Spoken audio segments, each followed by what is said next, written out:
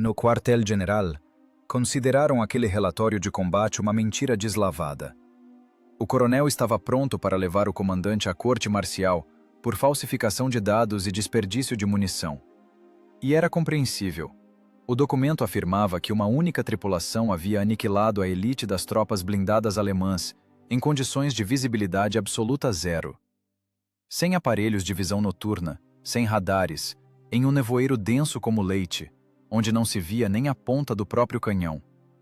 O que aconteceu nos Cárpatos em março de 1944, os alemães tomaram por uma superarma secreta dos russos, ou magia negra. Os tanquistas de elite da SS entraram em pânico, atirando contra as rochas, enquanto um carrasco invisível transformava metodicamente seus veículos em montes de metal derretido.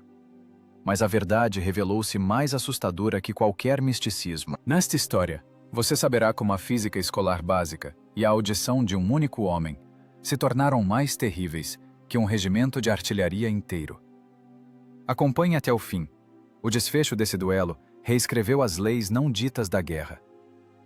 Março de 1944. Sopé dos Cárpatos. O mundo aqui se estreitou ao tamanho de uma fenda de observação, tapada por um algodão denso e úmido. Não é neblina, é um vazio operacional. Visibilidade, zero absoluto. Umidade, 100%. O ar é tão denso que parece que se pode cortá-lo com uma faca, como manteiga rançosa. Aqui, no saco de pedra deste desfiladeiro, as leis da tática deixam de funcionar. Resta apenas a física nua e o instinto de autopreservação. A pesada instalação autopropulsada SU-152 parou junto a uma saliência rochosa. 45 toneladas e meia de aço blindado esfriam, emitindo estalos quase inaudíveis. O metal se contrai no frio. Dentro do compartimento do combate, cheira uma mistura de óleo queimado, panos de pés sujos e o odor ácido do medo. A tripulação cala. Qualquer palavra agora é considerada desperdício de oxigênio. As pessoas se transformaram em funções. O municiador é músculo. O motorista mecânico são as alavancas. O comandante é o cérebro, conectado ao mundo exterior através de canais de percepção defeituosos. A situação é de impasse. A inteligência informou. Um grupo de tanques alemães está rompendo exatamente por aqui. É o único caminho. E esse caminho agora está oculto por uma parede de nada branco. O comandante da bateria, Major Gromov, aproxima-se do blindado, escorregando as botas no cascalho molhado. Seu rosto está cinza pela falta de sono, o capote encharcado de umidade. Ele não fala alto. Nas montanhas, o som tem vida própria, refletindo-se nas rochas, amplificando-se e traindo posições. Gromov bate com a coronha da pistola na blindagem. O som é surdo, pesado. A escotilha se abre com um rangido prolongado, soltando um tufo de fumaça azulada. Na abertura aparece o rosto do sargento sênior Volkov. Está sujo de fuligem, os olhos inflamados. Volkov não presta continência. Aqui isso é supérfluo. Eles virão a qualquer minuto. A voz do major soa rouca, como metal rangendo. Está ouvindo o zumbido? Volkov assente. Ele ouve. Um ronco distante, de baixa frequência, vibra no ar. Não é o vento. É o trabalho de motores pesados sob carga. Segurem o desfiladeiro, ordena Gromov. Se deixar passar um que seja, o tribunal será um presente para você. Os alemães vão cortar o suprimento da divisão. Nós vamos ficar parados. O major faz uma pausa, perscrutando o manto leitoso. Economize munição. 20 tiros. 20.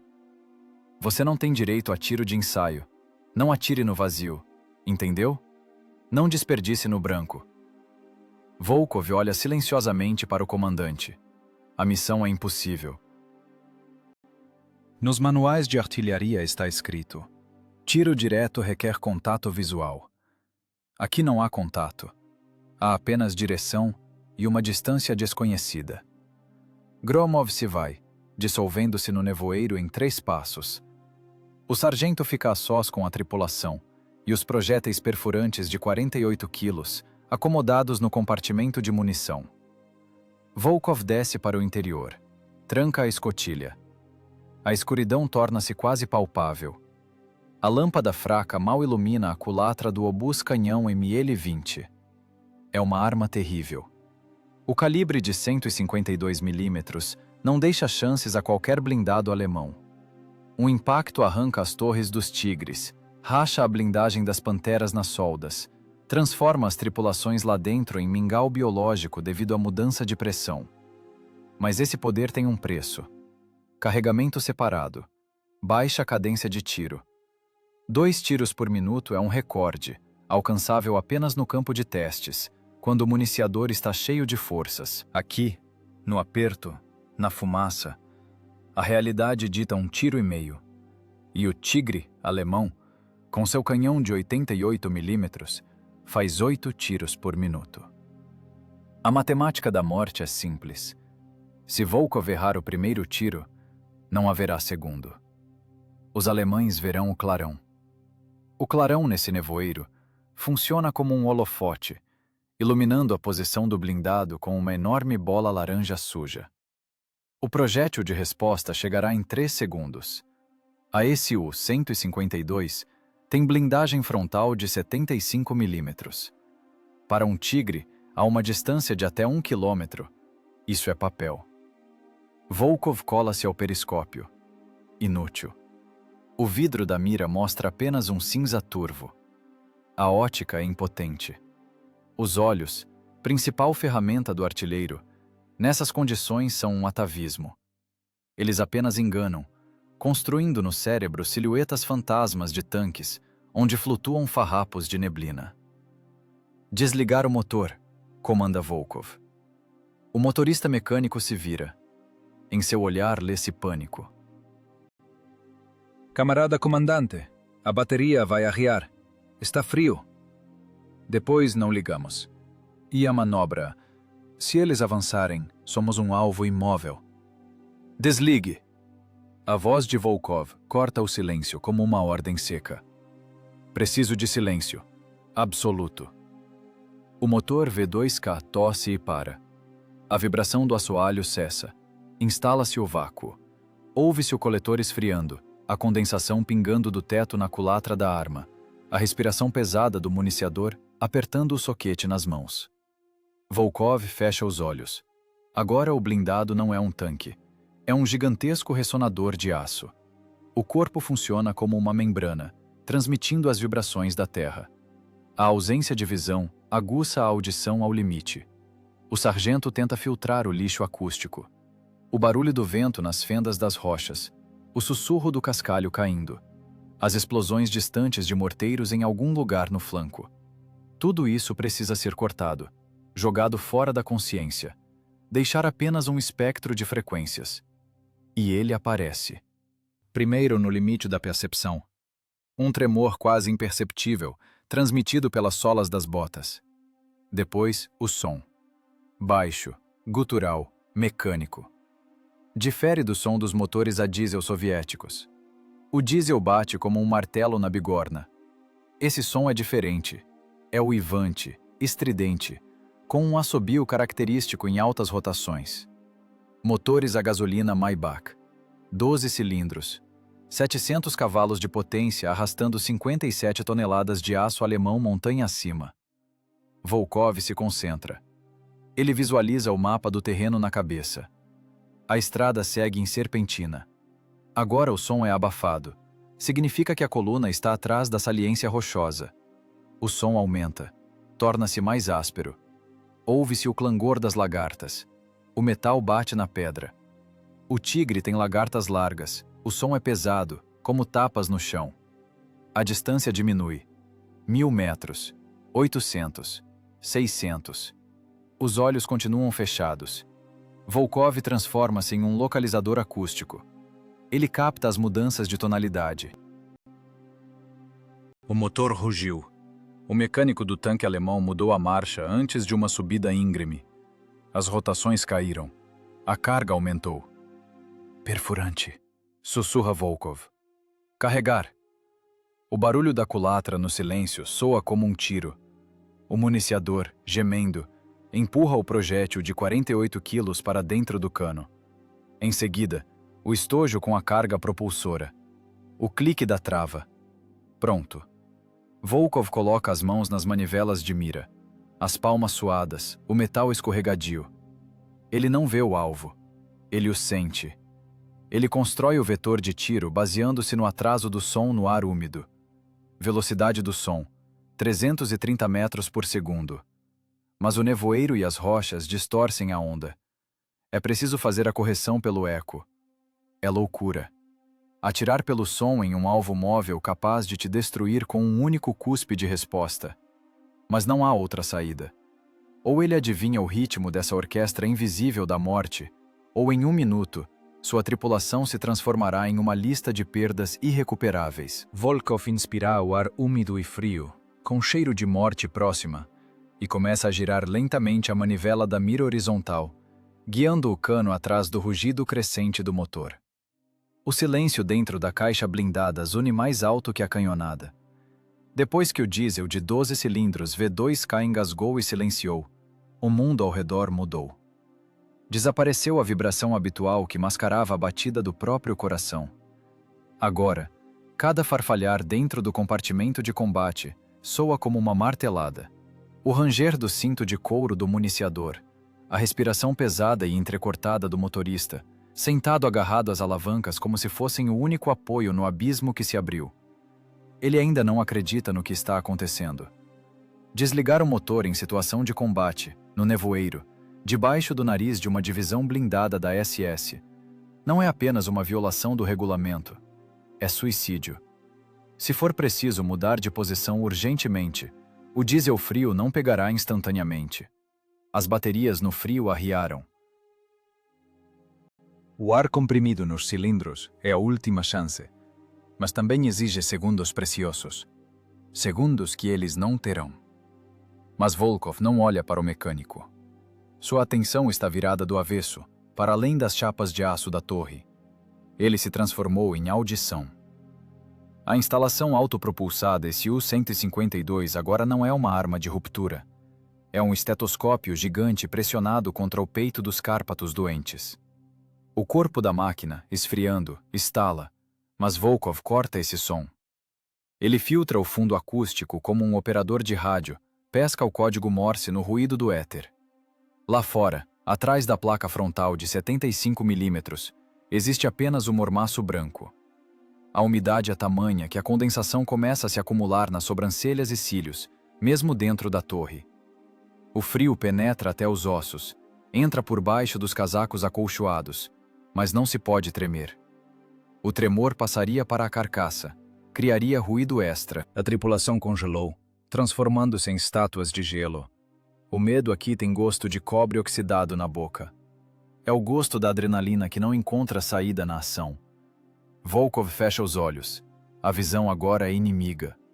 O cérebro, privado de informação visual, começa a entrar em pânico, desenhando monstros no nevoeiro. É preciso desligar o córtex visual e transferir toda a energia para o processamento do som. E então ele chega. Primeiro é apenas uma pressão nos tímpanos. Infrassom.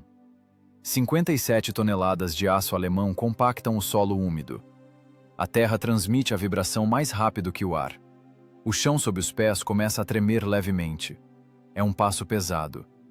O T-34 soviético anda mais macio, mais leve. Suas 30 toneladas sussurram. Aqui, a terra geme sob o peso da máquina superpesada. Então surge o som do motor. Volkov conhece essa voz. Não é o baixo rude e roncador do diesel soviético. É o uivo agudo e histérico de um motor a gasolina em altas rotações. Maybach HL 230 P30. 23 litros de volume de trabalho, 700 cavalos de potência. Os mecânicos alemães são forçados a manter as rotações acima de 3.000 para arrastar a carcaça pesada do Tigre na subida. Esse som é inconfundível. Parece o trabalho de uma broca gigante perfurando pedra. Volkov decompõe mentalmente os ruídos. No zumbido geral, destaca-se o clangor das lagartas. O Tigre tem um material rodante característico, Disposição xadrez das rodas. Há mais metal, mais atrito. O som do rolar das rodas é denso, com um tique metálico das cristas dos elos. É um ritmo. O ritmo da morte aproximando-se a 12 km por hora. Distância 600. Sussurra Volkov apenas com os lábios. A voz do comandante é calma, seca como uma folha de outono. Essa calma é transmitida à tripulação. O pânico recua diante do profissionalismo. O artilheiro gira a manivela, orientando-se apenas pela ordem do comandante. Volkov escuta o efeito estéreo. O som reflete na parede rochosa à direita e retorna com atraso. Essa sombra acústica permite determinar a posição do alvo com mais precisão que o olhar. O ouvido esquerdo ouve o som direto do motor, o direito, o eco. A diferença em frações de segundo desenha um mapa tridimensional no cérebro. A coluna avança de forma irregular. Ouvem-se trancos. O tanque da frente patina nas pedras molhadas. O rugido do motor aumenta bruscamente. O mecânico inimigo acelera, tentando superar o trecho escorregadio. Depois, desaceleração. Rangido de freios. Parada. Pararam, constata o municiador, limpando a testa suada com a manga da túnica engordurada. Não, corta Volkov asperamente. Não pararam. Eles escutam. Os alemães também não são idiotas.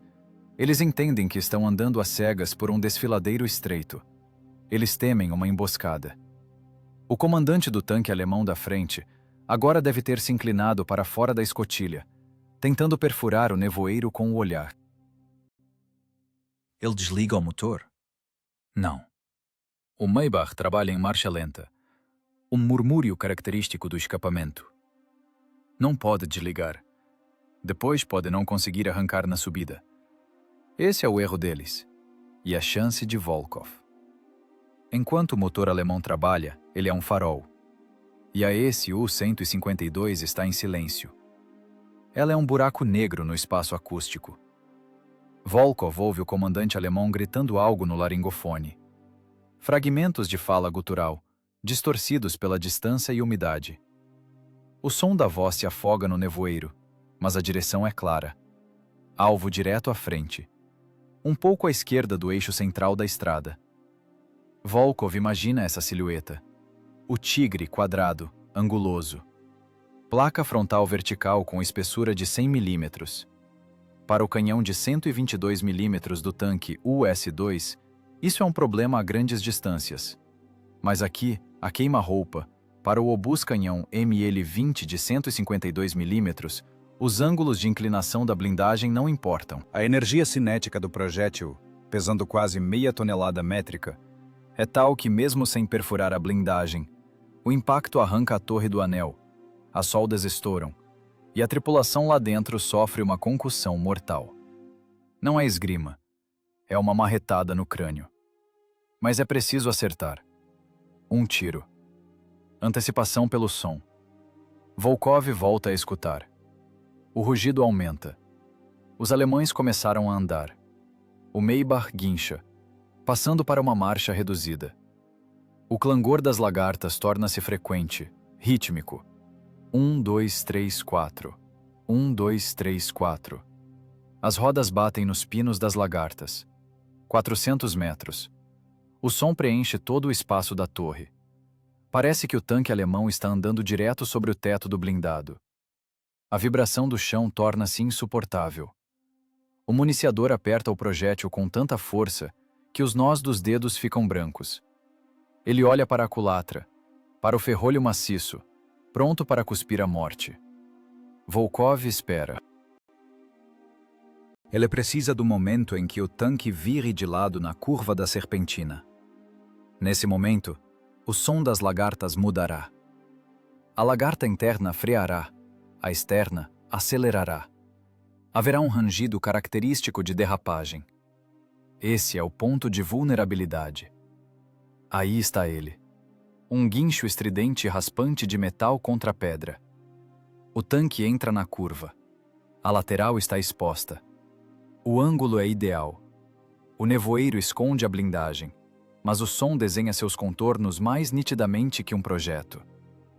Volkov vê esse tanque com sua audição interior. Vê os escapamentos. Vê a lateral plana. Vê a roda motriz. A tensão atinge o pico. O tempo se estica em uma substância viscosa. Um segundo dura uma eternidade. Na cabeça de Volkov, um interruptor invisível estala. O cálculo terminou. Coordenadas fixadas. Mira a mesma. A voz de Volkov soa como um tiro. Antecipação meia figura à esquerda. O artilheiro gira a manivela. Suas mãos não tremem. Ele é parte do mecanismo. Ele confia nos ouvidos do comandante mais do que em seus próprios olhos. O cano da arma, longo, predador, com um freio de boca maciço, desloca-se levemente para a esquerda, parando no ponto morto. Agora, ele não olha para o vazio. Ele olha para o coração da fera invisível. Fogo! O comando fogo não tem tempo de silenciar no ar viciado da torre, e a mão do artilheiro puxa o gatilho. O percussor bate na espoleta do detonador. Na culatra da arma, ocorre uma catástrofe controlada. Em uma fração de segundo, a carga de pólvora se transforma em gases incandescentes, criando uma pressão monstruosa de 3.000 atmosferas. O projétil perfurante BR-540, de 48 quilos, solta-se das estrias e deixa o cano a uma velocidade de 600 metros por segundo. Para a tripulação, este momento não é um clarão de heroísmo, mas um golpe físico. 45 toneladas de aço saltam no lugar. O recuo do obus-canhão ML-20 é tão grande que nem mesmo o poderoso freio de boca consegue anular completamente a inércia. O blindado é jogado para trás. As lagartas raspam nas pedras, soltando faíscas que logo se apagam na umidade. Dentro da torre, o ar se compacta instantaneamente. A onda de choque bate nos ouvidos, apesar dos fones. A poeira, acumulada por anos nas fendas do revestimento, voa para o ar, entupindo as narinas. Mas Volkov não presta atenção ao solavanco. Sua consciência agora não está dentro da máquina, mas lá fora. 400 metros à frente, no ponto de encontro da curva balística e do fantasma acústico. O projétil parte para o nada branco. Voa às cegas, guiado apenas pela matemática e pela audição do sargento. Os olhos não veem a trajetória. Não há o traçante habitual cortando o espaço. Há apenas a fé na física do som. O projétil vence os 400 metros em menos de um segundo. Para a percepção humana, é um instante. Mas para o sistema nervoso do artilheiro, estica-se numa espera infinita pela sentença. O som do tiro rola pelo desfiladeiro, refletindo-se repetidamente nas rochas molhadas. É um estrondo capaz de ensurdecer, mas Volkov espera outro som. Ele espera a resposta. E a resposta chega. Através do eco decrescente do tiro, irrompe um novo som. Não é o estalo surdo de uma explosão no solo. É um golpe agudo e raspante de metal contra aço temperado. Um som semelhante ao golpe de um martelo de ferreiro numa bigorna, só que amplificado centenas de vezes. A energia cinética do projétil, de 17 megajoules, encontra saída. Impacto. Volkov paralisa. Impacto ainda não é destruição. O tigre é uma fera resistente, mas um segundo depois, chega aos ouvidos um segundo som, inconfundível. Um estalo surdo e volumoso vindo de dentro do alvo. O som de como se um balão gigante cheio de dinamite tivesse estourado. É a detonação da munição. Na parede leitosa de nevoeiro, onde um segundo atrás havia apenas um vazio cinza, floresce uma mancha laranja suja. Ela não tem contornos nítidos. É apenas um brilho difuso pulsando na umidade densa. O nevoeiro funciona como um difusor gigante, transformando o incêndio do tanque alemão em um halo sinistro. Pegamos, expira o artilheiro. Sua voz treme. Sem emoções, ruge Volkov, embora ele mesmo sinta o suor frio escorrendo pelas costas. É só o começo. Carregar. A culatra da arma range, abrindo-se. O estojo fumegante cai da câmara, tinindo no chão do compartimento de combate. A torre se enche com o cheiro acre e ácido de pólvora queimada, cheiro de cordite. Ele impregna a roupa, a pele, os pulmões. O ventilador de exaustão liga, mas seu zumbido se afoga no ruído do sangue nos ouvidos. O municiador, um rapaz siberiano robusto, trabalha como um autômato. Seus movimentos são polidos até o automatismo, desprovidos de agitação desnecessária. Ele agarra o próximo projétil. 48 quilos de morte em suas mãos parecem uma pluma. A adrenalina transforma os músculos em cabos de aço. O projétil entra na culatra com uma batida surda. Em seguida, voa o estojo com a carga. O soquete. Um tapa com a palma da mão. O clique da trava. Pronto! Grita ele, sobrepondo o zumbido nos ouvidos. Lá fora, no nevoeiro, começa o caos. Volkov cola-se novamente ao periscópio, embora ainda não haja nada para ver. Mas agora o quadro da batalha sonora mudou. O ritmo claro do movimento da coluna alemã foi quebrado. A explosão do tanque da frente causou uma reação em cadeia de pânico. Ouve-se o uivo dos motores dos veículos que vinham atrás. Os motoristas dos Tigres, cegos pelo nevoeiro e pelo clarão da explosão à frente, instintivamente pisam nos freios. O clangor das lagartas se amontoa. Alguém dá ré. Alguém tenta virar num espaço estreito. O ranger de metal contra pedra, o rugido de transmissões sobrecarregadas, gritos de comando que agora são ouvidos distintamente.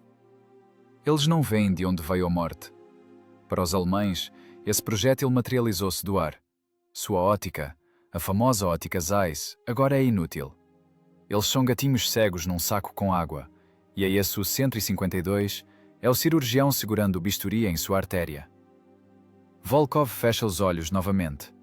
Ele precisa isolar o próximo alvo dessa cacofonia. Agora é mais difícil. Os sons se sobrepõem. O rugido do tigre em chamas cria um ruído de fundo. Lá explodem projéteis, o óleo estala. Mas através do crepitar do incêndio, rompe um novo ritmo. O segundo tanque da coluna tenta contornar o camarada em chamas. Volkov ouve sua lagarta esquerda remexendo o cascalho e a direita patinando na lama do acostamento. O motor se esforça nas rotações máximas. O motorista mecânico inimigo entra em pânico, acelera bruscamente demais, fazendo as lagartas derraparem. Esse erro lhe custa a vida. O som da derrapagem é um marcador. O tanque está imóvel, mas o motor ruge. Significa que ele atolou ou está tentando esterçar. Ele expôs a lateral. Referência, incêndio, comanda Volkov. Direita 05. Distância a mesma. O artilheiro gira as manivelas. Agora eles têm um ponto de partida, a mancha laranja do tanque líder em chamas. O segundo tanque está em algum lugar perto, tentando sair da linha de tiro, mas ele mesmo se coloca na armadilha. Volkov ouve o ranger. O tanque rasteja, devagar, pesadamente. Pare, diz o sargento. O som mudou. Agora ouve-se o giro da torre, o zumbido característico do acionamento elétrico. O artilheiro alemão gira a torre em pânico, tentando encontrar o inimigo. Ele procura o clarão, mas o nevoeiro já ocultou a posição do blindado russo. Fogo! Lança Volkov pela segunda vez. Novamente o impacto. Novamente o salto da máquina de muitas toneladas. E novamente a espera torturante pelo som do impacto. Desta vez é diferente. Um ricochete vibrante? Não. Um estalo surdo. O projétil acertou a máscara do canhão ou a junção da torre. No nevoeiro não se vê como o bloco de 50 quilos arranca a torre do Tigre do Anel, jogando-a a vários metros. Mas a tripulação ouve o resultado. O estrondo de metal caindo. Uma peça de muitas toneladas despencou nas pedras. E imediatamente, silêncio do lado do segundo alvo. O motor morreu. 2 tiros, 2 fogueiras. Mas Volkov não relaxa. Ele sabe. O pior está por vir. Não há apenas 2 alemães na coluna. São no mínimo 5. E agora, recuperados do primeiro choque, começarão a revidar. O tiro desordenado contra Santos já começou. Rajadas de metralhadoras MG-42 costuram o nevoeiro, indo para o céu. Eles atiram no som do disparo do blindado, mas o eco nas montanhas os engana. Os traçantes voam mais alto, mais à esquerda, mais à direita, batendo nas rochas. Volkov sente a vibração do assoalho. O terceiro tanque não esperou. Ele parte para o ariete. Ouve-se um zumbido crescente. Ele se aproxima, rápido. Esse mecânico é profissional. Ele não patina. Ele vai reto, ganhando velocidade. A distância diminui vertiginosamente. 300 metros. 250. Quase não há tempo para recarregar. O municiador geme, empurrando o projétil. Suas mãos estão cobertas de óleo e fuligem. O suor inunda os olhos, corroendo a mucosa. Mais rápido! Sussurra Volkov, sem parar de escutar o espaço. Ele já está aqui. O terceiro tigre vai para o tudo ou nada. Ele quer esmagar o inimigo invisível ou fuzilar à queima-roupa. Volkov ouve o clangor das lagartas tornar-se ensurdecedor. Parece que o monstro de aço está prestes a emergir do manto branco, bem na frente do cano. O medo sobe à garganta como um bolo gelado, mas a razão continua a contar os metros pelo volume do clangor. 200. Agora é um duelo de antecipação. Quem atirar primeiro à queima-roupa vive. Mas o alemão não vê. E Volkov ouve. Ele ouve a respiração da morte. 200 metros. A essa distância é impossível errar, mas sobreviver ao tiro de resposta também. Dentro da torre da Su-152, o tempo se comprimiu em um nó tenso de nervos. O municiador, perdendo as últimas forças, empurra o pesado projétil. Suas mãos escorregam de suor e óleo. 48 quilos de aço e explosivo entram a contragosto no canal do cano. Parece que se passou uma eternidade antes de soar o estalo salvador da trava. Pronto! O grito termina num rouco. Volkov não espera. Ele já tem o alvo. O som do motor alemão preenche todo o espaço, abafando até os pensamentos. Esse tigre vem direto para cima deles. Ele não manobra. Ele apenas pressiona com a massa, confiando em sua blindagem frontal. Mas o comandante sabe, 100 milímetros de aço alemão não são nada contra a energia cinética acumulada no argumento de 150 milímetros. Fogo! O tiro a queima-roupa é terrível. O clarão, por uma fração de segundo, queima a retina mesmo através das pálpebras fechadas. A torre se enche de um estrondo que parece estourar os tímpanos. O projétil deixa o cano e, instantaneamente, sem atraso, choca-se com o alvo. Não há som de voo. Há apenas o tiro e, imediatamente, o impacto. Um impacto monstruoso que faz a terra tremer sob as lagartas do blindado. No nevoeiro, a apenas 200 metros, ocorre o milagre físico da transformação de energia cinética em térmica e mecânica. O projétil atinge a junção entre o casco e a torre. A energia do impacto é tal que, para a máquina de 57 toneladas em plena velocidade, como se ela tivesse batido num muro de concreto. A torre é arrancada do anel, jogada para o ar e, com estrondo, cai sobre o compartimento do motor. A terceira fogueira se acende na bruma branca. Agora começa o inferno na estrada da montanha. A formação da coluna alemã desmoronou definitivamente. Os alemães cegaram e ensurdeceram. Tendo perdido 3 feras líderes em 2 minutos, eles entram em pânico. O éter, que Volkov às vezes escuta, explode com comandos histéricos. Ninguém entende de onde estão batendo. Da esquerda? Da direita? São tanques ou uma bateria antitanque? O nevoeiro distorce os sons dos tiros, refletindo-os nas rochas, criando sinais de eco falsos.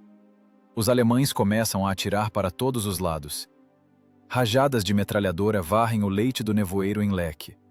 Balas traçantes riscam as pedras, subindo em ricochetes para o céu. Os projéteis dos tanques sobreviventes explodem em algum lugar nas rochas, provocando quedas de pedras. Eles guerreiam com fantasmas. Volkov, ao contrário, ganha uma calma gélida. O medo desapareceu. Seu lugar foi ocupado pelo azedume frio e calculista do predador que vê a presa, permanecendo invisível. Ele se transforma no regente desta orquestra de destruição. Carregar, comanda ele uniformemente. Agora sua voz não soa como uma ordem, mas como a constatação de um fato. Explosivo. Dentro do blindado estabelece-se um ritmo macabro e mecânico. É uma linha de montagem da morte. O municiador já não é humano. É um apêndice biomecânico da arma. Inclinar, agarrar o projétil, puxar, empurrar. Estojo, empurrão, trava, tiro, recuo, ejeção do estojo, fumaça, fuligem, zumbido. E novamente, inclinar, agarrar, puxar. O suor inunda os olhos, a fumaça acre arde na nasofaringe, mas não se pode parar. Os músculos das costas queimam como fogo, os dedos estão em carne viva pelo atrito na culatra, mas a adrenalina abafa a dor. Volkov escuta. Ele isola sons do caos. Ali, mais à direita, alguém tenta girar no lugar. O clangor das lagartas é irregular, nervoso. O mecânico puxa as alavancas, violentando a caixa de câmbio. Ouço lagarta, murmura Volkov. Mais à direita, 010. O artilheiro, encharcado até os ossos, gira obedientemente a manivela. Ele não pensa. Ele é as mãos do comandante. Distância 500. Fogo! O quarto projétil parte para o nevoeiro. Um segundo depois, o som da explosão e o ranger de metal. Acerto no material rodante. Tanque imobilizado. Ele ainda está vivo. Sua torre gira, cuspindo fogo no vazio. Mas como unidade de combate está morto, cego e acorrentado ao local, torna-se presa fácil. O próximo, diz Volkov. O quinto tanque, o último da fila, tenta dar ré, descer a serpentina. Volkov ouve o motor Maybach mudar de tonalidade, passando para a ré. O zumbido se afasta. Está fugindo, constata o comandante. Não vai fugir.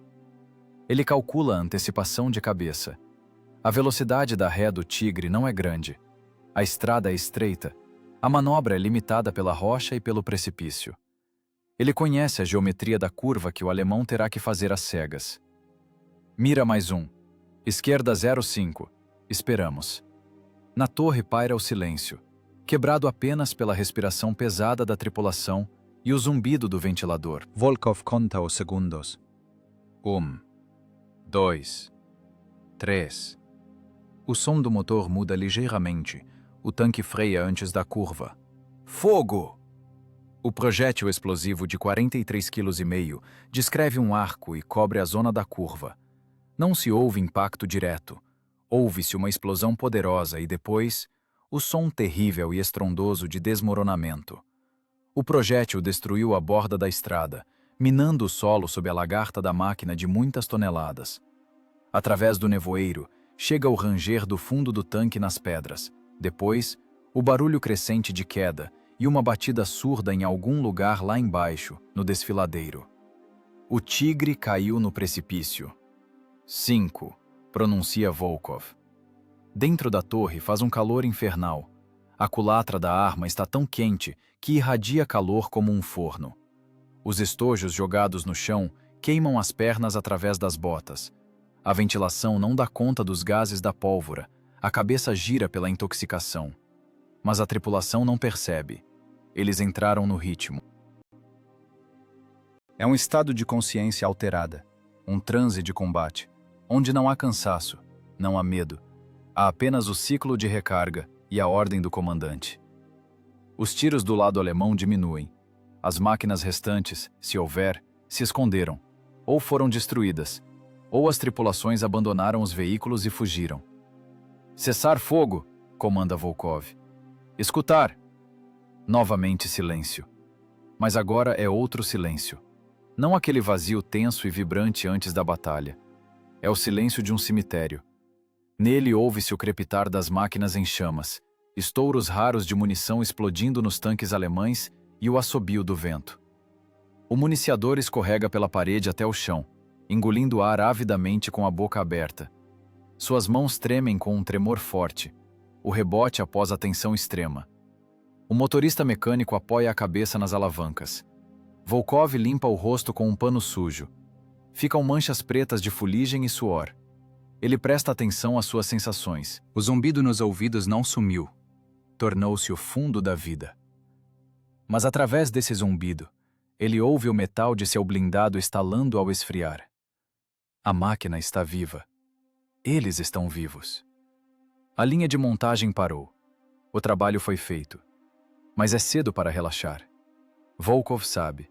O silêncio na guerra é enganoso. Se o inimigo silenciou, não significa que morreu. Significa que ele está pensando. Ou mudando a tática.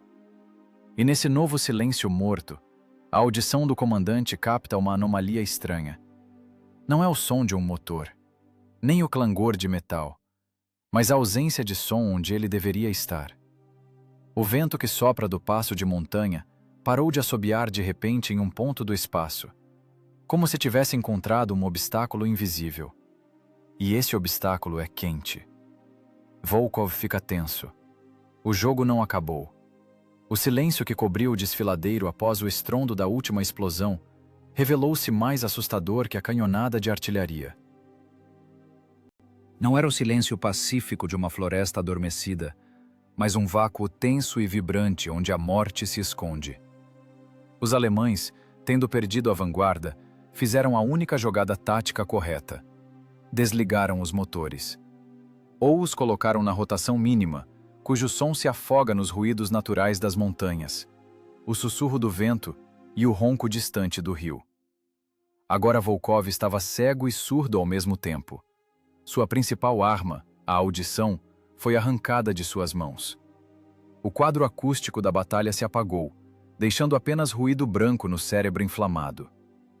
A Su-152 transformou-se de caçador em alvo cego, congelado na encosta aberta.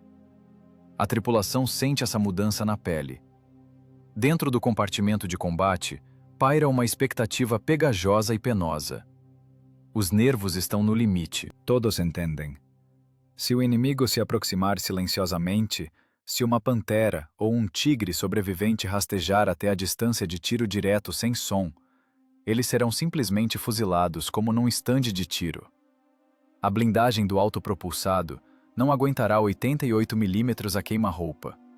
Serão esmagados contra a parede traseira da torre antes que consigam entender o que aconteceu. Por que eles estão calados? O sussurro do municiador soa como um grito.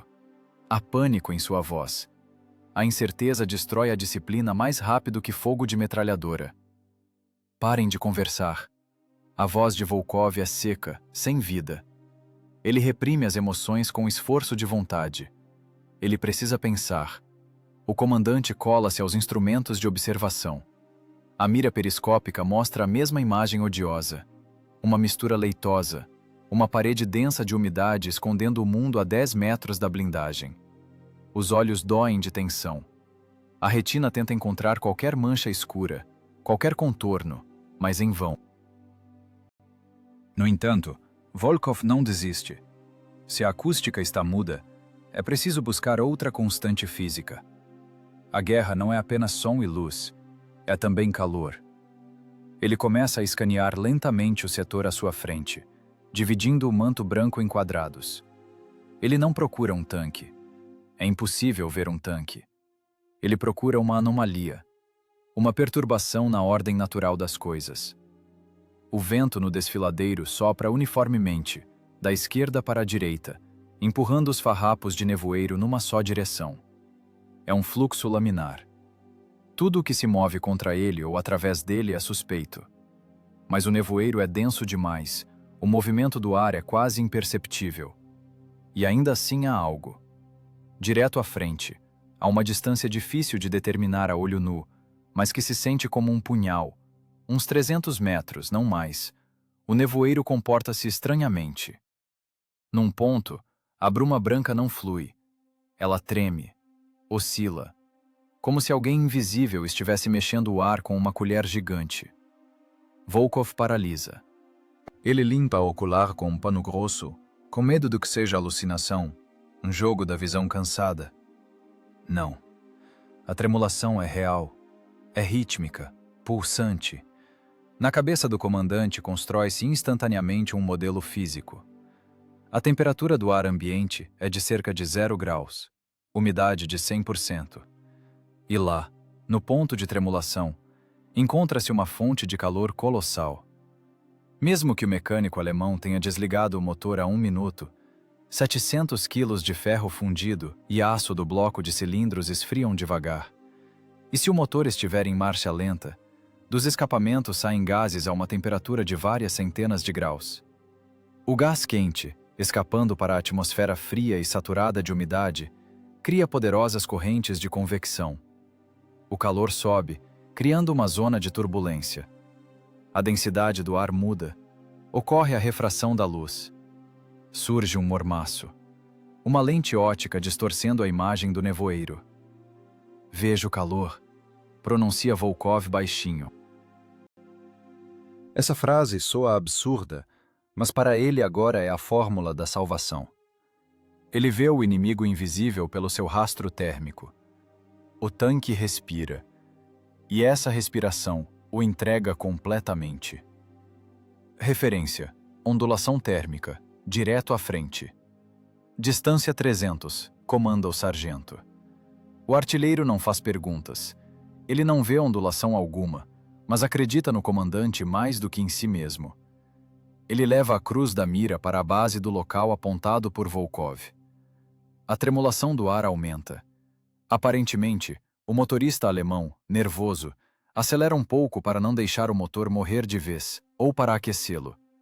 É um erro fatal. A emissão de uma nova porção de gases quentes torna o mormaço nítido. Agora parece uma fogueira transparente queimando no meio do nevoeiro. É física pura, termodinâmica contra a camuflagem. Volkov entende. O alvo está de lado ou meio de lado, já que o escape é tão claramente visível. Os tubos de escape do Tigre são voltados para trás e para cima. Significa que o corpo está abaixo deles. A tensão na torre atinge o pico. É um tiro no vazio, baseado em cálculo teórico. Se não houver nada lá, se for apenas um redemoinho de vento, eles se desmascaram com o clarão. E então, o golpe de resposta vindo do silêncio será instantâneo. Mas Volkov não hesita. Ele conhece as leis da natureza. O calor sempre sobe. Fogo! Novamente o impacto. Novamente o recuo. O projétil vai exatamente no centro da mancha pulsante.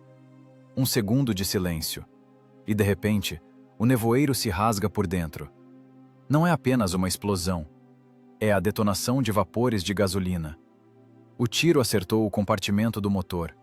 O projétil perfurante atravessou a placa traseira, destroçou o motor e incendiou os tanques.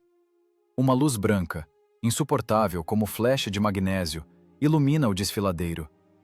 A gasolina e o óleo em chamas transformam instantaneamente o nevoeiro ao redor do tanque em vapor transparente. Por um instante, como numa fotografia, surge a silhueta negra de uma pantera envolta em chamas. A escotilha da torre se abre. Alguém tenta sair, mas o turbilhão de fogo engole a figura. "Pegamos!" berra o artilheiro, pela primeira vez na batalha soltando um grito. Volkov expira. O cálculo estava correto. O intelecto venceu a força bruta e a astúcia. Ele forçou a própria atmosfera a trabalhar para si. Mas não há tempo para comemorar. A pantera em chamas é uma ótima referência, mas também um problema. A luz do incêndio rompe a camuflagem. Agora a silhueta da Su-152 pode ser notada nos reflexos das chamas. "Mecânico, ré total!" comanda Volkov. "Vamos para a sombra da rocha, rápido!" O motor, felizmente, ainda está quente. Ele pega na meia volta, soltando um tufo de fumaça preta. O blindado, rangendo as lagartas, recua, escondendo-se atrás da saliência de pedra. Há tempo.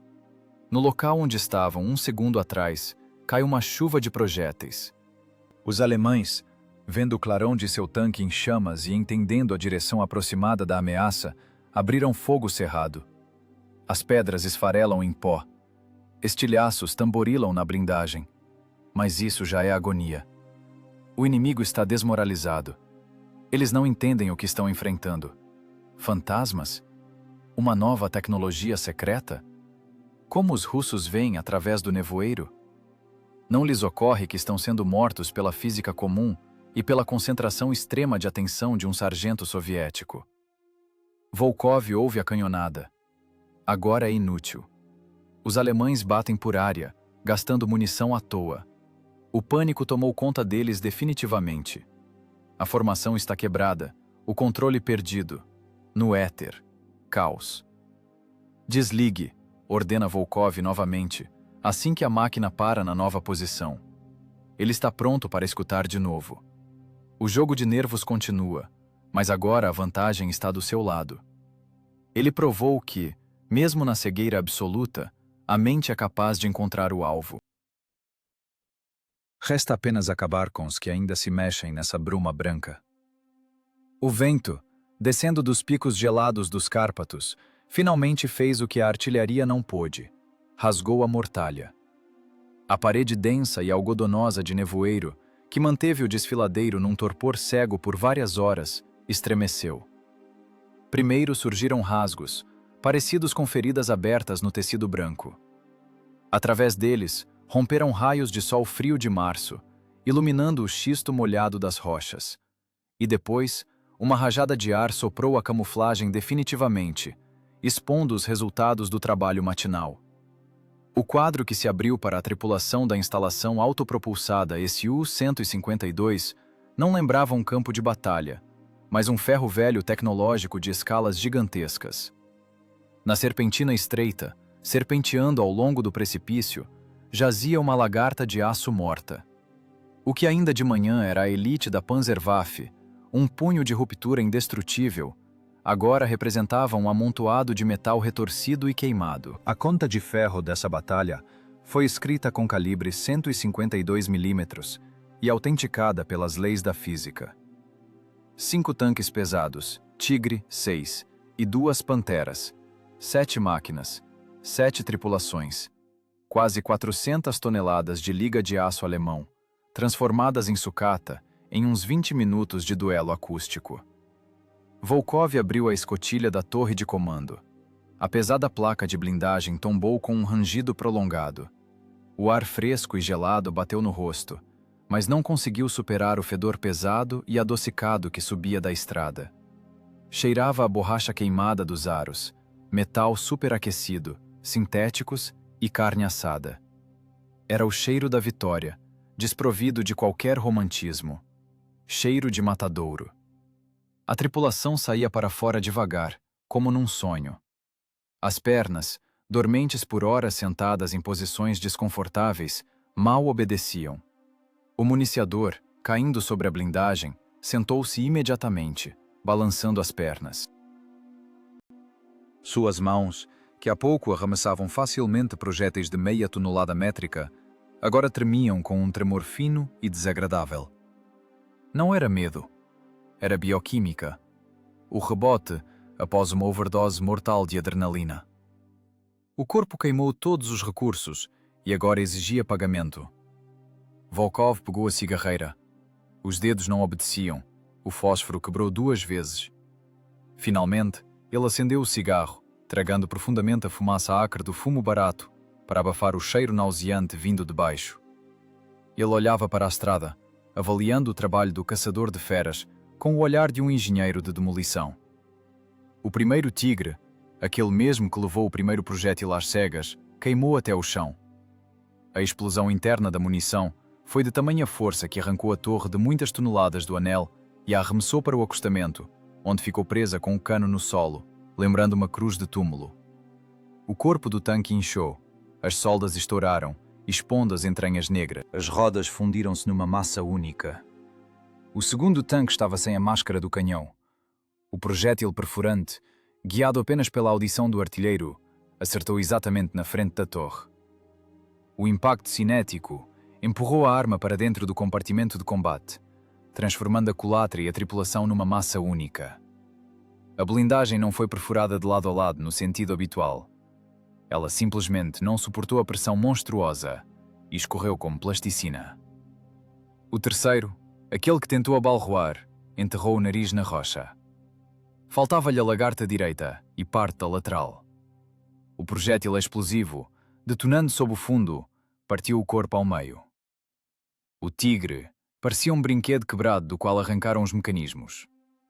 Mais abaixo na encosta, fumegavam duas panteras.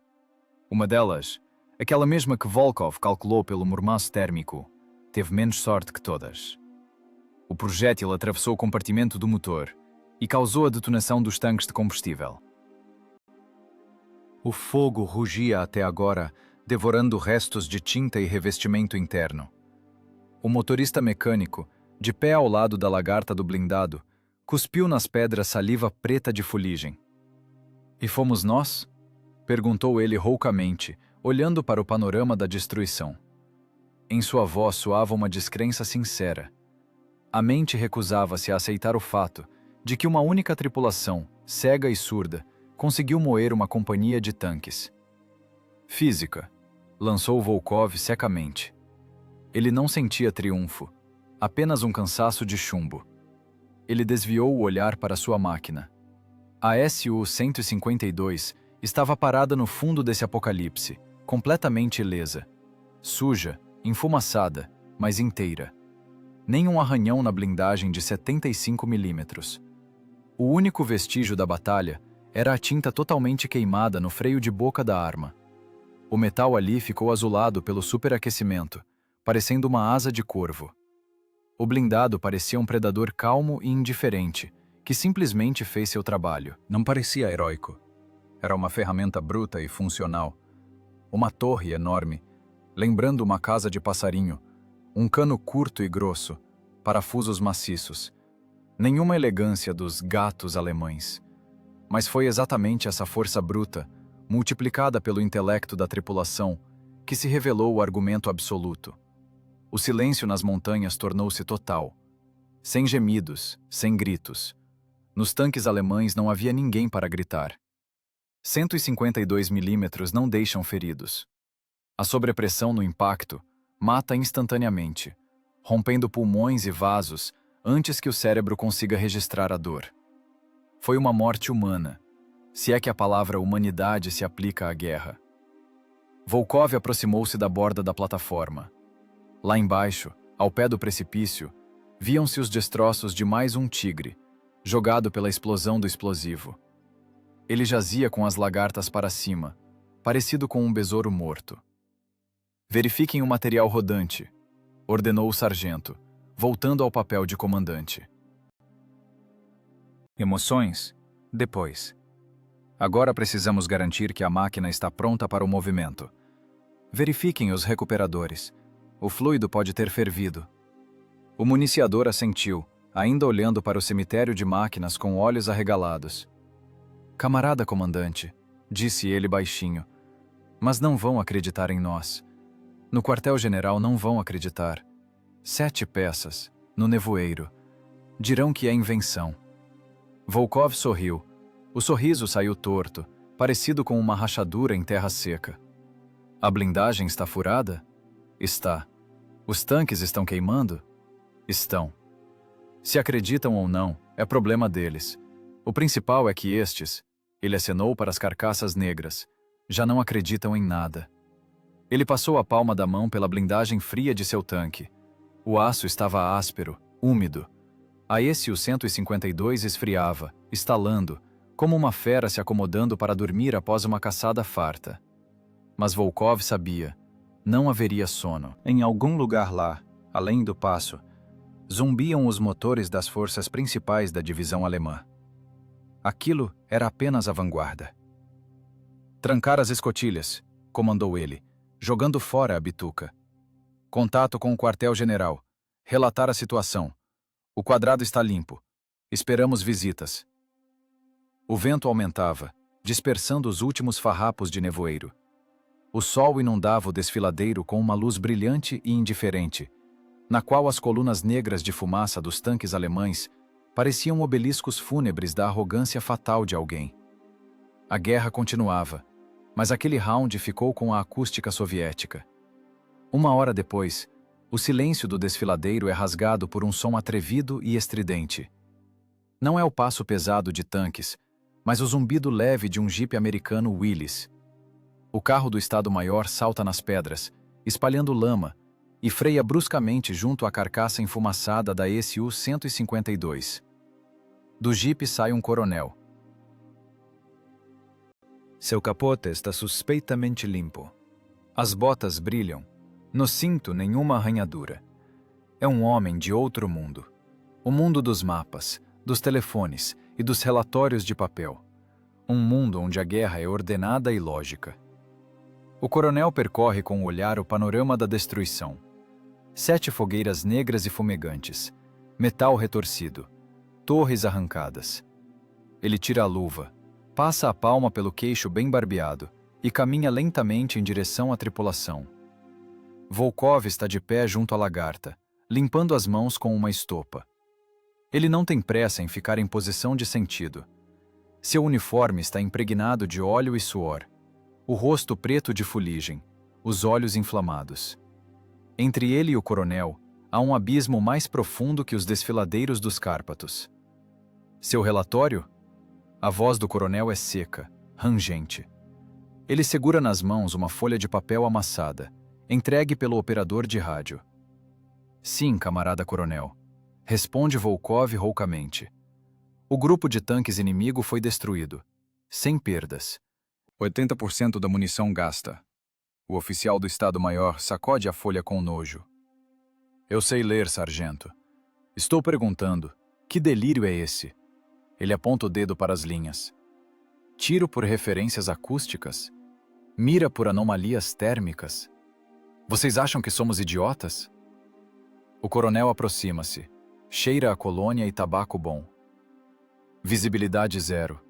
Um nevoeiro tal que não se vê a própria mão. E você escreve que derrubou 7 tanques pesados com tiro de precisão? Ele eleva a voz, chegando ao grito. Você está atribuindo a si o trabalho da artilharia de corpo? Os artilheiros cobriram o quadrado por área, e vocês só terminaram de matar os feridos para fazer buracos e ganhar medalhas? Quer ir para o tribunal por fraude? A tripulação cala. O mecânico fecha os punhos, mas Volkov faz um gesto quase imperceptível com a mão. Calma. A artilharia estava calada, camarada coronel. A voz do sargento é plana, como o zumbido de um transformador. Não havia comunicação. Trabalhamos de forma autônoma. Como?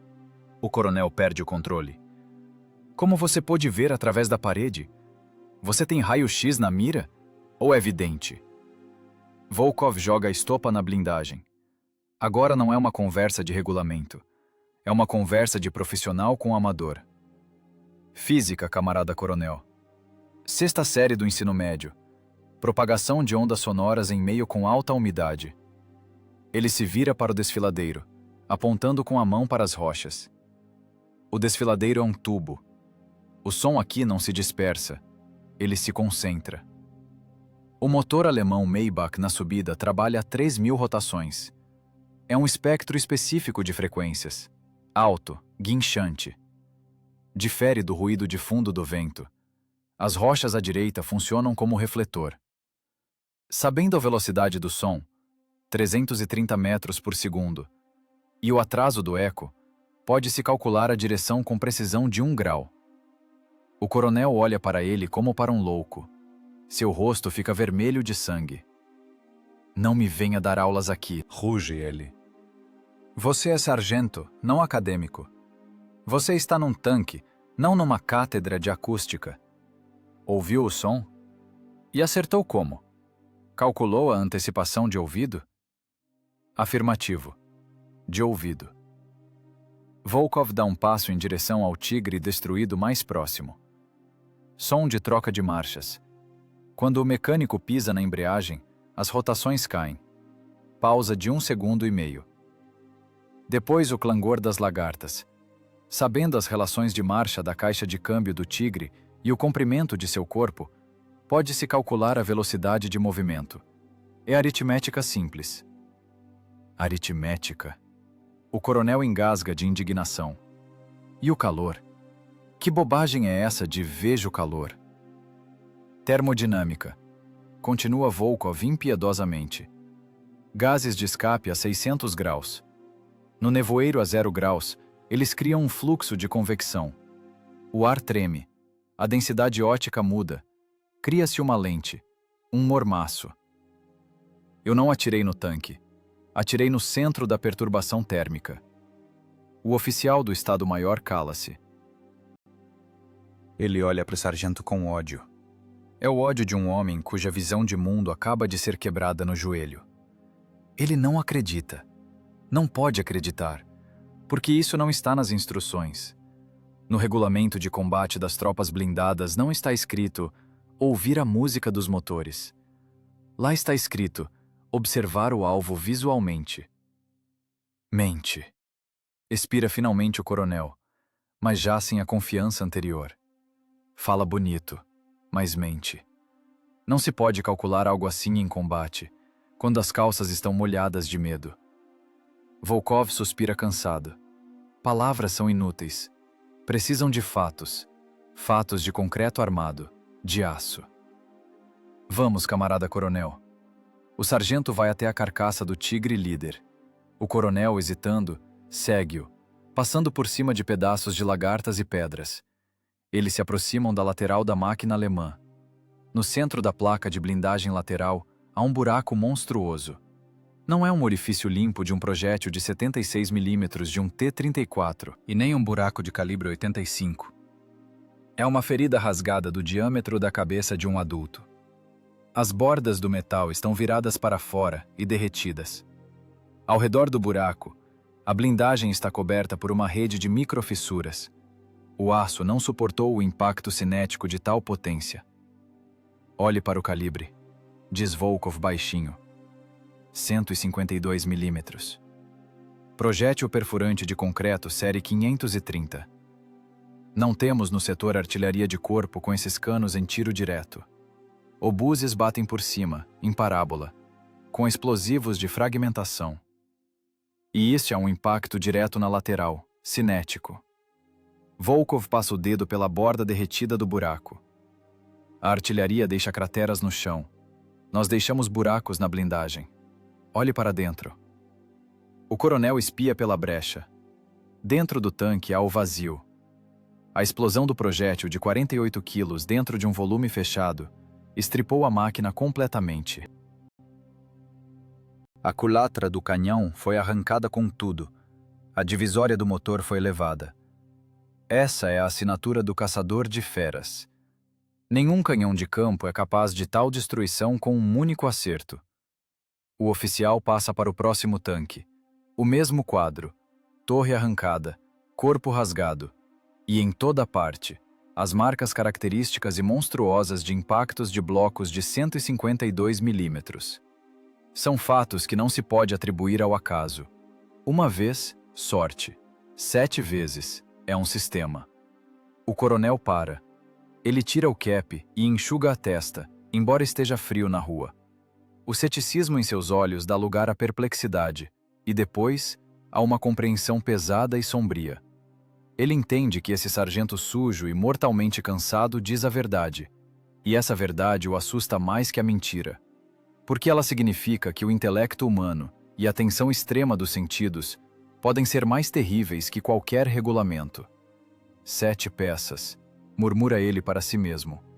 De ouvido. Ele se vira para Volkov. Agora ele não olha para um subordinado, mas para um igual, para um mestre. Você entende que isso é impossível?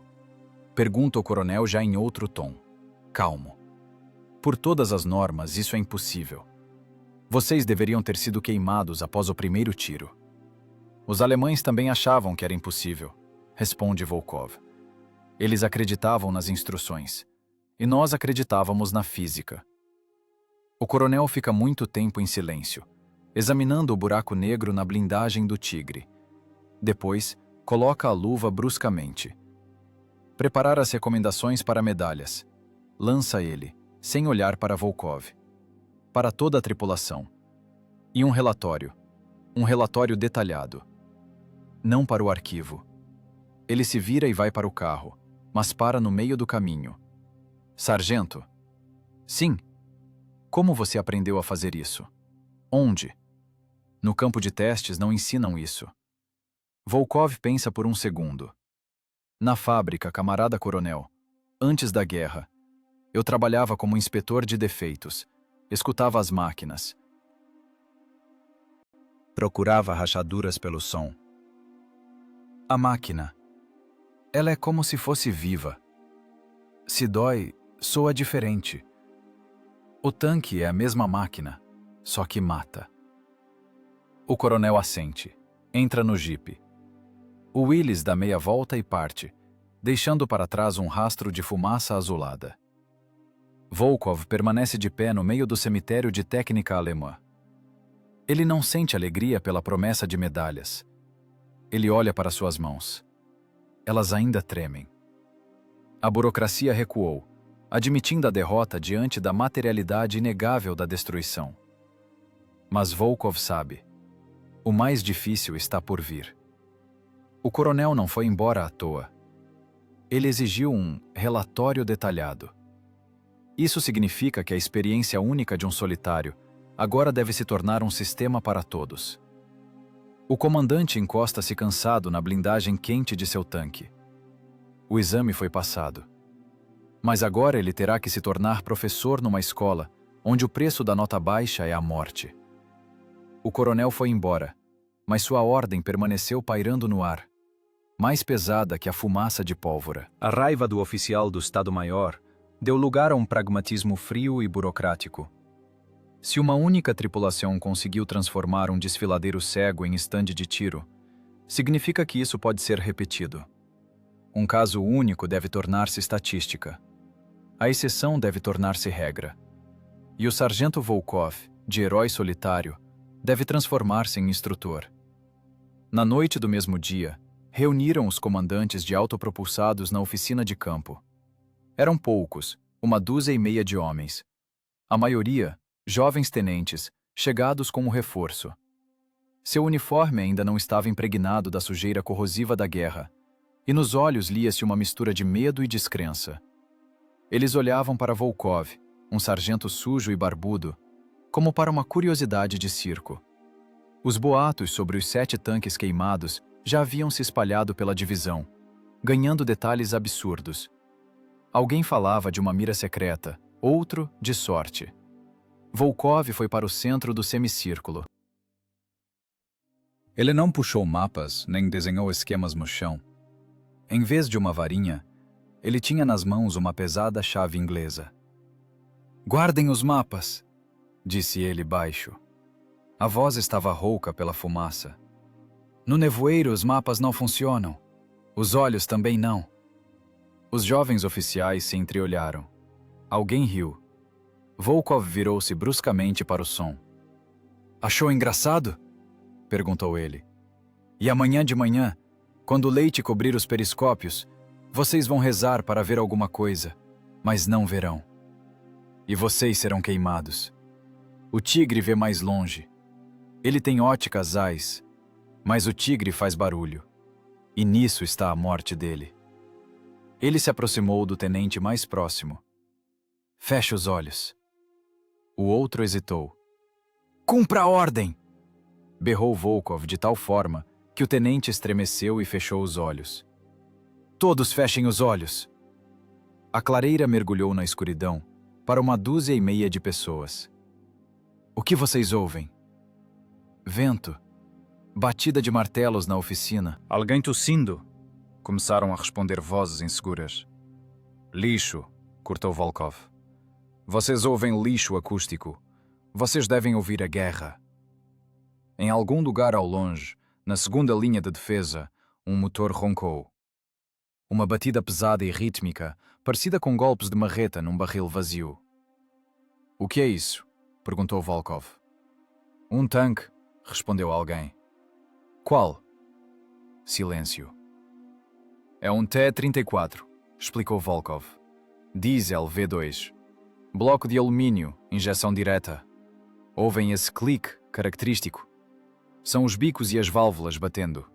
O diesel trabalha duro." Ele bate nos ouvidos com frequências baixas. Ele ruge. Decorem esse som. É o som dos nossos. O som se distanciava. Volkov esperou uma pausa. E agora imaginem outro som. Imaginem uma broca gigante. Ou o uivo de uma serra elétrica. Agudo, vibrante, estridente. É o Maybach alemão. Motor a gasolina. 12 cilindros. Ele trabalha mais macio, mas em altas rotações começa a guinchar. É a histeria do metal. Volkov andava ao longo da fileira de comandantes cegos, martelando a nova ciência em suas cabeças. O tanque não é apenas uma caixa de ferro. É uma orquestra mecânica. E cada componente nela toca sua parte. Se vocês aprenderem a ouvir, verão o tanque através de tudo. Ele parou. Vocês devem procurar a desafinação. O tanque é vulnerável quando muda o regime de trabalho. Ouvem um zumbido uniforme. Ele está marchando. Ouvem o motor rugir e o clangor das lagartas diminuir. Ele está subindo a montanha. Está pesado para ele. O mecânico está nervoso. É o momento de tensão. Volkov bateu com a chave na palma da mão. O som mais importante para vocês é o silêncio entre as trocas de marcha. O Tigre tem uma transmissão complexa. Para mudar de marcha na subida, o mecânico precisa de 1,5 segundos. Nesse tempo, o motor reduz as rotações. O tanque paira por um instante. Perde inércia. Esse é o seu segundo. É aquele momento em que a fera paralisa antes do salto. Batam na pausa. Os tenentes estavam de olhos fechados, tentando visualizar esses processos invisíveis. Volkov ensinava-os a decompor o caos da batalha em algoritmos compreensíveis. Lagartas, continuava ele. Nossos elos são estampados, de aço, pinos livres. Eles tinham alto. No alemão, os elos são fundidos, maciços. Nos pinos há bandas de borracha nas rodas. O som é surdo, pesado, como se estivesse mastigando. A pantera range na curva como uma carroça sem graxa. Ela tem as transmissões finais fracas. Ouvem o rangido. Significa que ela está expondo a lateral. Ele os fez ficar assim por meia hora. Meia hora de privação sensorial. Ele os forçava a distinguir o som de um projétil voando, assobio, e de um morteiro, chiado. Ele ensinava-os a determinar a distância pelo atraso do som do tiro. Os olhos podem enganar, dizia Volkov, andando na frente da formação. Nevoeiro, fumaça, camuflagem. Olhos são inúteis. Ouvidos não mentem. A onda sonora não sabe se esconder. Ela contorna obstáculos, mas sempre chega à fonte. Vocês devem se tornar não artilheiros, mas operadores de sonar. Sua torre é um ouvido enorme. As paredes do blindado amplificam a vibração. Encostem o ombro na blindagem. Ouçam a terra. A terra transmitirá o peso do tanque alemão a 1 quilômetro, quando o ar ainda estiver mudo. Um dos jovens tenentes abriu os olhos. Camarada sargento, e o medo? Quando não se vê, dá medo.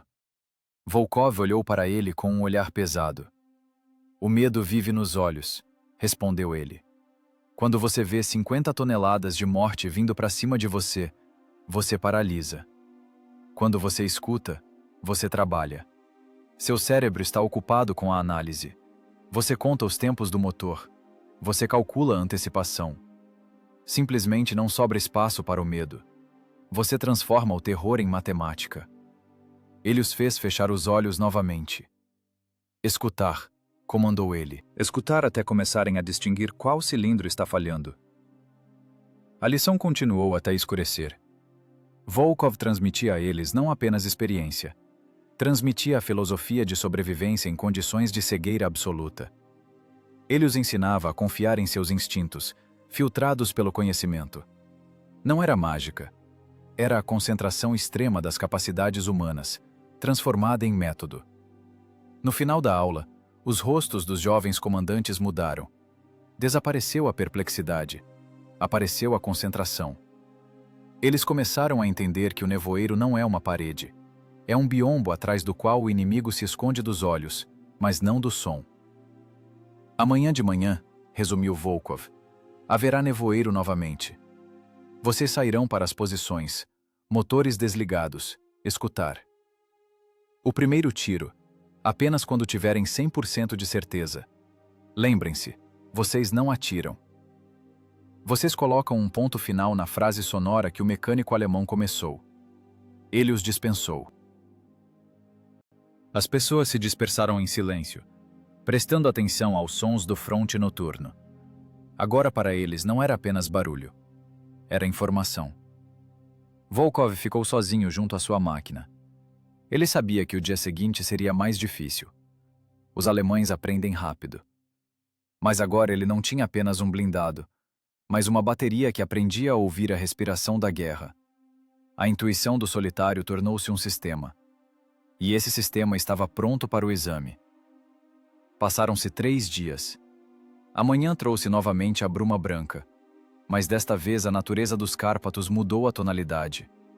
O nevoeiro não era uma parede sólida, mas faixas rasgadas e estratificadas rastejando pelas planícies. A visibilidade mudava a cada meio minuto, de 50 metros a 0 total. Era o tempo mais traiçoeiro para um tanquista.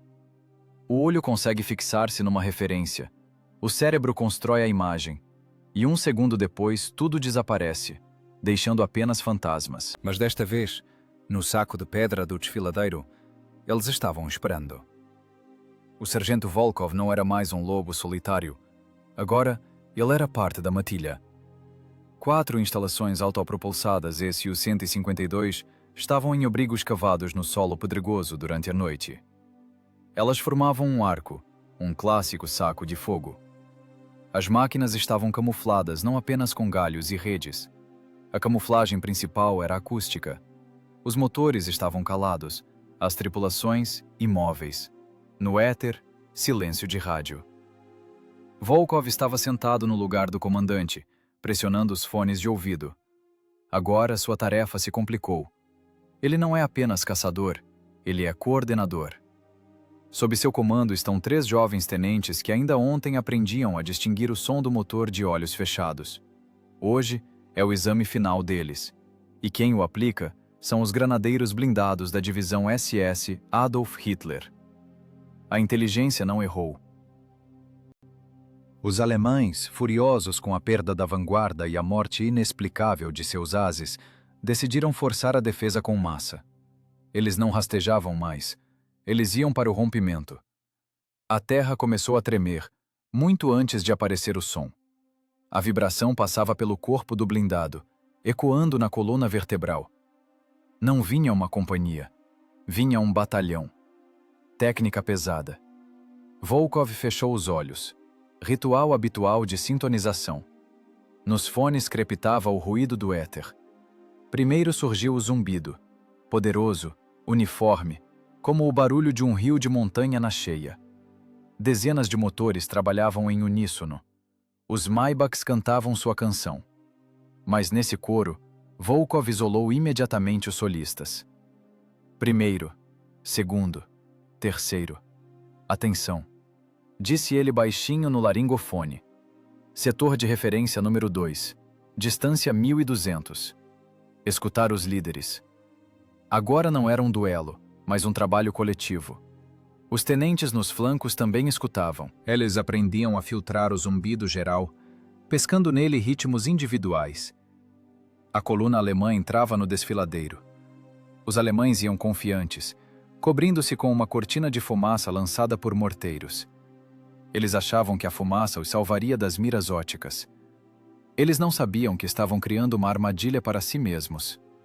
A fumaça, misturando-se com o nevoeiro, criava o meio ideal para a transmissão do som, abafando as frequências altas, mas deixando passar perfeitamente os baixos graves das lagartas pesadas. Volkov ouviu quando as máquinas da frente começaram a subida.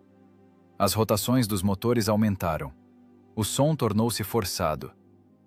Primeiro, pego o líder, relatou o tenente da esquerda. A voz tremia, mas o relatório foi claro. Segundo, pego o último do primeiro trio. Terceiro, seguro o centro. Volkov sorriu apenas com os cantos dos lábios. Eles aprenderam. Eles distribuíram os alvos sem vê-los, apenas pelo panorama sonoro. Os tanques iam com intervalo, e esse intervalo era lido claramente pelos atrasos do som da aceleração nas curvas. Esperar, comandou Volkov. Deixar chegar mais perto. Deixem que acreditem no vazio. Os alemães ficaram ousados. Começaram a atirar em movimento, varrendo a vegetação com metralhadoras. Traçantes açoitavam os arbustos às cegas. Era um ruído que atrapalhava, desregulava a sintonização. Mas as tripulações dos caçadores de feras aguentavam. Eles sabiam. Se atirar antes, espanta a manada. É preciso que eles entrem no gargalo, onde será impossível dar meia volta. 800 metros. 700. O som tornou-se denso, palpável. Parecia que o ar no desfiladeiro vibrava de tensão. Ouvia-se o bater das escotilhas, o ranger das molas nos buracos. Eles estão mudando o ritmo, sussurrou Volkov. O tanque alemão da frente reduziu a velocidade. Aparentemente, o comandante suspeitou de algo. O silêncio à frente pareceu-lhe antinatural. Ele parou. O motor passou para marcha lenta. Era um momento crítico. Se ele der ré agora, o ataque falhará e eles irão embora. Mas Volkov conhecia a psicologia. O oficial alemão é pedante. Ele não recuará sem ordem. Ele vai olhar para o nevoeiro, tentando ver o inimigo. E nesse momento, o vento trouxe um novo som. O farfalhar quase inaudível do giro da torre. O alemão procurava o alvo. Bateria! A voz de Volkov ficou dura como o metal do ferrolho. Pelas marcações. Antecipação 0. Distância 600. Salva. Fogo! 4 obuses de 152 mm rugiram simultaneamente. Não foi um tiro. Foi um trovão que pareceu rachar as rochas. 200 kg de aço e explosivo, lançados em um segundo, criaram sua própria atmosfera. A onda de choque da salva da bateria soprou o nevoeiro na frente das posições por 100 metros, formando um corredor limpo. 4 projéteis partiram para a bruma branca, guiados por uma vontade única e cálculo. O som dos impactos fundiu-se num acorde monstruoso. O estrondo de blindagem sendo rasgada, a detonação de munições, o ranger de metal, tudo isso se misturou numa sinfonia de destruição. Lá, a 600 metros, irrompeu o inferno. O acerto simultâneo de 4 projéteis perfurantes de concreto numa coluna densa produziu um efeito comparável a um bombardeio de tapete. O tanque da frente simplesmente desapareceu, voando em pedaços.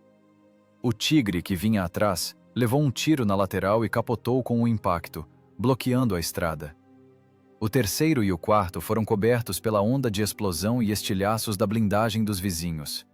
Mas Volkov não deu pausa. Fogo rápido! Berrou ele. Enquanto estão surdos! Agora trabalhava a mecânica. Os municiadores, já acostumados ao ritmo, jogavam os projéteis nas culatras. A bateria transformou-se num organismo único. Tiro, recuo, clangor. Tiro. Os alemães não respondiam. Eles não podiam responder. Em suas fileiras reinava o caos absoluto. Eles estavam presos num saco de fogo, cegos pelos clarões de suas próprias máquinas em chamas e ensurdecidos por um estrondo cuja fonte era invisível. Sua formação desmoronou. As máquinas de trás tentavam virar, colidindo umas com as outras, jogando seus próprios companheiros no precipício. Os caçadores de feras batiam metodicamente, não em tanques específicos, mas em zonas de atividade sonora, onde os motores rugiam, onde se ouvia o ranger do pânico. Cada projétil da Su-152, mesmo explodindo ao lado do tanque, o tirava de combate pela concussão da tripulação ou destruição do material rodante. Em 5 minutos tudo estava acabado. O zumbido dos motores silenciou. Restou apenas o crepitar das chamas e explosões distantes e solitárias. Eram os projéteis explodindo nos tanques alemães em chamas. O ataque de um batalhão inteiro foi moído nas abordagens distantes, sem sequer entrar em contato visual. Pare! Cessar fogo! comandou Volkov. A fumaça dos tiros rastejava lentamente para a planície. A tripulação estava sentada molhada, surda, mas viva. Na torre cheirava fumaça de pólvora tão forte que arranhava a garganta. Volkov colou-se ao periscópio. O vento dispersou novamente um pouco a cortina. Ao longe, na estrada, amontoava-se uma montanha de ferro em chamas. Fumaça preta e gordurosa subia ao céu, tapando o sol. Era uma vitória total e incondicional. Não uma sorte casual, mas o resultado de um sistema. O sistema dele. Ele tirou o capacete. Os ouvidos uniam, mas esse zumbido era agradável. Ele olhou para as mãos do municiador. Tremiam, mas já não de medo, e sim de tensão. O rapaz sorria. De forma boba, larga, feliz. Volkov desviou o olhar para seus tenentes através da escotilha aberta. Dos abrigos vizinhos surgiam as cabeças sujas dos comandantes. Eles acenavam com as mãos, gritavam algo, mostravam os polegares. Eles passaram pelo batismo. Eles entenderam que o tigre não é um monstro místico, mas apenas um conjunto de sons e ferro que pode ser desmontado em partes se tiver ouvidos e cabeça fria. E então, pela primeira vez em todos esses dias, o rosto duro, como se talhado em pedra, do sargento sênior Volkov estremeceu. Os cantos dos lábios subiram. Nos olhos apareceu uma luz quente e humana. Ele sorriu. Não era o sorriso de um triunfador. Era o sorriso de um mestre, cujo instrumento complexo funcionou perfeitamente. O sorriso de um engenheiro que provou um teorema. A sinfonia, escrita por ele para 4 canhões e nevoeiro, foi tocada sem uma única nota falsa. Bem, rapazes, disse ele baixinho, sem se dirigir a ninguém em particular. Parece que nós os vencemos no ouvido. Pela frente, havia ainda um longo caminho. Havia outras montanhas, outras cidades. Mas aqui, no nevoeiro dos Cárpatos, nasceu uma nova verdade. A verdade de que não é necessário ver o inimigo para destruí-lo. Basta entendê-lo. Volkov pegou a bolsa de fumo, enrolou um cigarro de palha. As mãos não tremiam mais. Ele tragou e olhou para o oeste, para onde, atrás da fumaça dos incêndios, jazia o caminho para Berlim. Caminho que eles abririam não apenas com blindagem, mas com intelecto. Maio de 1945. Berlim. O ar aqui tem um gosto estranho. É uma mistura de pó de tijolo, que paira sobre a cidade como um nevoeiro denso, cheiro adocicado de tilhas florescendo e cheiro acre e penetrante de queimado. O silêncio é ensurdecedor. Ele não esconde mais ameaça, como no desfiladeiro dos Cárpatos. É o silêncio do final. O mecanismo da guerra, que trabalhou em rotações máximas por 4 anos, finalmente parou, soltando um último suspiro prolongado. O sargento Mor Volkov está junto à coluna do Reichstag. Sua túnica desbotou até ficar branca. No peito brilham opacamente as medalhas, mas ele não sente o peso do metal. Ele sente o vazio. Ao seu redor fervilha um mar humano. Soldados, bêbados de felicidade e sobrevivência, abraçam-se, atiram para o ar, escrevem seus nomes nas paredes feridas. Eu cheguei. Nós somos de Kursk, por Leningrado. Essas inscrições são um grito da alma, uma prova de existência. Eu estive aqui. Eu sobrevivi. Volkov olha para essa tela de pedra. Ele não tem vontade de gritar. Não tem vontade de escrever seu nome. O nome é apenas um conjunto de letras. Importa apenas o que você fez e como você fez. Ele baixa o olhar para os pés. Entre tijolos quebrados, estojos e pedaços de gesso, há um pedaço de madeira carbonizada. Um fragmento de moldura de janela queimada por lança-chamas. Volkov o pega. O carvão suja os dedos, empretece a pele, impregnando os calos. É uma sujeira habitual, de trabalho.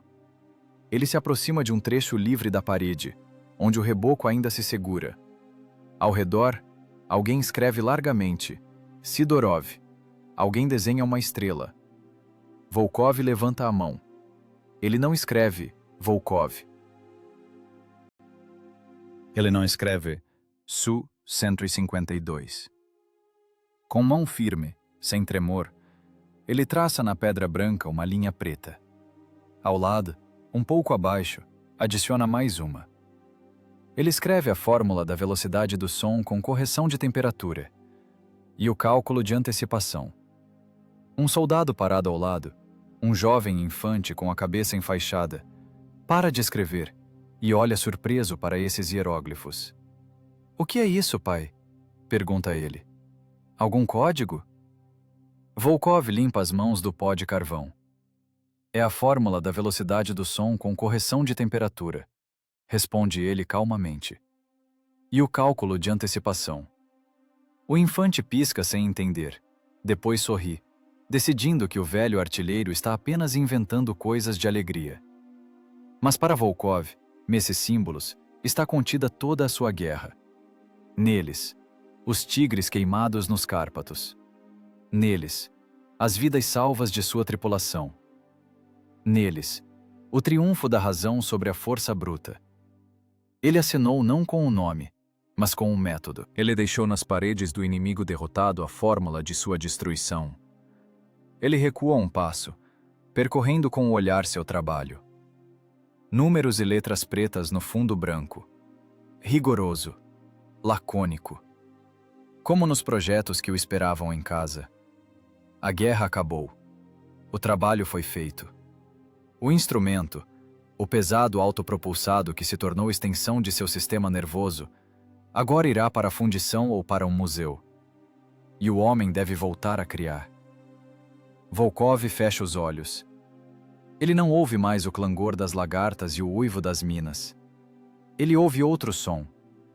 O barulho do chão de fábrica. A batida rítmica das prensas.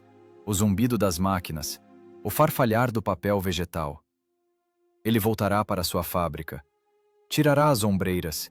Vestirá o macacão. Irá para a prancheta. Terá que reconstruir o país transformado em ruínas. E lá, no silêncio do escritório de projetos, sua audição única, que aprendeu a distinguir a falsidade no trabalho dos motores alemães, ouvirá a respiração de novas máquinas. Ele procurará defeitos no metal, rachaduras nas estruturas, prevenindo catástrofes antes mesmo que aconteçam. Ele voltará a ser engenheiro, e não assassino. Ele se vira e caminha lentamente para longe do Reichstag, dissolvendo-se na multidão de vencedores. Uma figura modesta com as costas retas, um mestre que fez seu trabalho e sai para a sombra, deixando a luz para os outros. Passaram-se anos. Em algum lugar no interior da Rússia, num campo de testes de tanques, uma manhã de início de outono.